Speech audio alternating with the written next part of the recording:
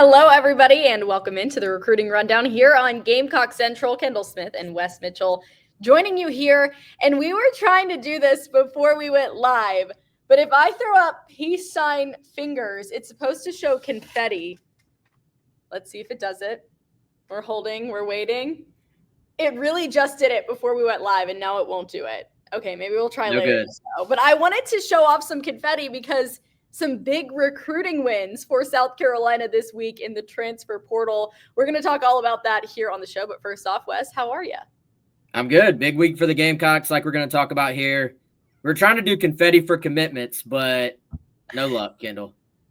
It's not working, and it's really a disappointment because I promise you all it just worked. It just worked, and then, of course, as soon as we hit live, it doesn't want to. But anyways, let's talk about some of these guys that committed to South Carolina earlier this week. The first one being Troy Pikes from Georgia Southern. He's a defensive tackle. That's a position of need for South Carolina, and he committed on Tuesday. This was a big win for the Gamecocks West because they beat out teams like Ohio State, like Georgia Tech, who were trying to get in on Pikes here, but South Carolina comes away with him. So what are the Gamecocks getting with the guy like Pikes, and how do you feel about this commitment?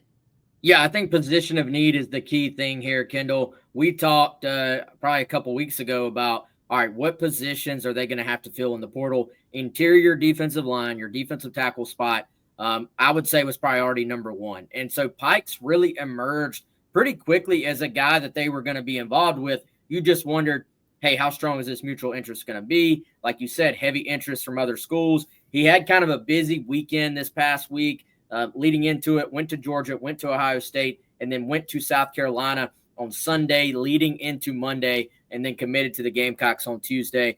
And it's an interesting pickup, Kendall, because he does have 3 years left remaining. This is not like a one-year deal. So he's someone I think will come in and provide depth early on. Now, at the same time, South Carolina sees him as someone that has that big, athletic defensive tackle body type you're looking for. They are going to give him every opportunity to step in and replace like a TJ Sanders, like a Tonka Hemingway, and be that sort of athletic, what you would call maybe 3-technique defensive tackle, and have every chance to come in and play early. I understand he plays in a defensive scheme that's similar to South Carolina, so it should be a pretty easy transition as far as that is concerned. But regardless of whatever his role is this year, it does help that he has those 3 years left. There's some upside here. He can come in, maybe play a ton this year and then play more next year, or even if he's more of a rotational guy this year, he could potentially play more down the road because, as we know, Shane Beamer does not promise starting spots. He doesn't promise playing time, but he does promise you the opportunity to come in and compete. And this is a guy they're very excited about and have, I would say, really high expectations for coming in and making some type of impact in 2025. It's not going to work. Well, Wes, you hit the nail right on the head, and I think it's huge that he's coming in and has a few years of eligibility left, right? In the transfer portal, that's a great thing when you can find guys that can come play for your program that are going to be there for the foreseeable future. I mean, obviously, you get some of these home run type of guys that are only left with a year of eligibility, but when you find somebody that has 3 years of eligibility left, like Pikes does, that's obviously a big win for the Gamecocks. On the flip side of things, the offensive line getting some love as well this week with the transfer portal. Yesterday, Nolan Hay committing to the Gamecocks in South Carolina beat out schools like Oklahoma State for this one. So another big recruiting win with him. What are the Gamecocks getting with Hay? Yeah, he visited both schools, was at South Carolina sort of the middle of this week, went back home early on Thursday, and then committed Thursday afternoon, Kendall. And this was one where it kind of shows you how quickly things change. Offensive line maybe was not one of the positions we circled early on when we knew the portal was opening. But then when you look at the fact that a Cam Pringle leaves and a Ja'Kai Moore leaves, Ja'Kai actually just committed to North Carolina today and signed with Bill Belichick and that crew. And so when you lose a couple of guys and you start to look at the overall numbers on the offensive line, sometimes things start to adjust a little bit. That's exactly what South Carolina did. They adjusted, said, hey, let's add an offensive lineman or two, and Nolan Hay quickly emerged as a target. They like the fact, now this is a one-and-done player, 1 year of eligibility left. He does have a red shirt if it were to be needed, but obviously he's coming in to play this year. And a highly experienced guy, has played over 2,000 snaps in his college career so far, and a very versatile guy as well. Has played tackle, has played guard, has played center. And so they see him coming in as someone that he could compete at multiple spots. Again, same like we said with Troy Pikes. You're not promised a starting job, but you are promised the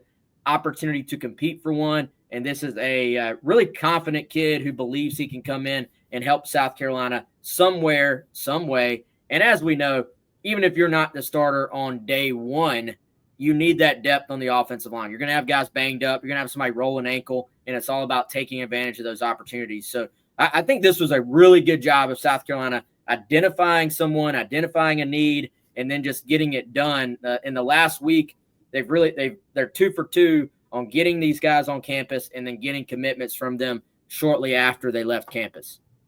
Well, Wes, Shane Beamer said it a few weeks ago. He said, we're not just going to offer guys to offer them here with the portal. We're going to identify these guys that we want to be a part of our team that we feel like could be beneficial for our program. And obviously, Hay and Pikes fit the needs of what South Carolina is looking for at this point. And, as we continue to look forward and see what else could be in store for South Carolina, from your perspective, from what you know behind the scenes, Wes, what else is in the works for the Gamecocks with some of these transfers that could come in?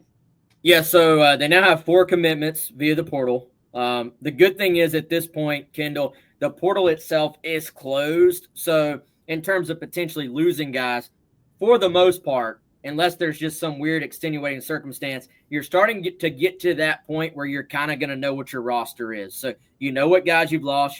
Obviously, like a Dante Reno hit the portal, like we talked about, Cam Pringle, Ja'Kai Moore, a few other guys. But Carolina really did a good job of keeping their players at home, keeping them on the roster during the spring window. So now you say, all right, you've added 4 guys. You start to have a feel for what this roster is. And the interesting thing is Pikes and Hay were kind of the final 2 specific targets we were tracking to be added to the class. So, of course, we kind of asked around like, hey, does that mean you're done? Like, is this the roster? Is South Carolina done? And what we were given, the indication here is that South Carolina will keep working the portal. We don't have specifics, and it could be that they end up being done, like they don't really find a fit, right? But we're also told this doesn't mean that they're definitely done. They're going to keep working, seeing if there's somebody else they can add. Could that be another defensive lineman? Could that be another offensive lineman? Sometimes it's just a random, hey, this guy is just too good. He can help this program. So yeah. I would say to be determined.